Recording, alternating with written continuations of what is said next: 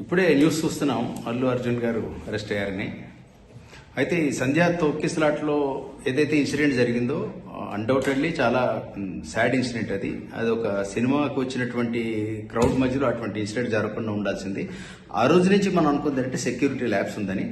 అయితే hero responsibility ఎంత దాకా ఉంటుంది అన్నది అది మనం ఎట్ టు థింక్. అంటే ఒక హీరో సినిమా ప్రమోట్ చేసే భాగంగానే థియేటర్కి వస్తాడు, ఖచ్చితంగా ఆడియన్స్ తోటి కలిసి చూసి ఆ సినిమాని హైప్ తీసుకొద్దాం, అందరితో ఆడియన్స్ అభిమానులు ఎవరైతే ఇష్టపడి ఇంత ఖర్చు పెట్టి టికెట్ కొన్నారో వాళ్ళతో చూడాలని ఇంటెన్షన్తో అతను వచ్చి ఉండొచ్చు. అయితే ఇందులో ఏం సెక్షన్స్ పెట్టారో మనకు తెలియదు, ఆ సెక్షన్స్ టు బి వెరిఫైడ్. ఇదేమన్నా స్టేషన్ బెయిల్ తీసుకుని వదులుతారా లేకపోతే ఎంక్వైరీకి తీసుకెళ్లారా మనకు తెలీదు, ఎట్ టు బి వాచ్.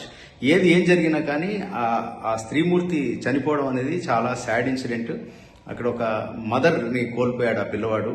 ఒక హౌస్ హోల్డ్లో ఒక ఫ్యామిలీ రన్ అయ్యేటువంటి ఒక స్త్రీ చనిపోయారు అక్కడ. అది వెరీ సాడ్ థింగ్. వీళ్ళు అన్డౌటెడ్లీ ఫైనాన్షియల్ హెల్ప్ చేశారు, that is to be appreciated. కానీ అట్ ద సేమ్ టైం పోయినటువంటి వ్యక్తిని అయితే వెనక్కి తీసుకురాలేరు, దట్ సాడ్ థింగ్. బట్ ఇందులో ఈ ఇన్సిడెంట్ ఏం జరుగుతుందో at to wait and watch. Let's see.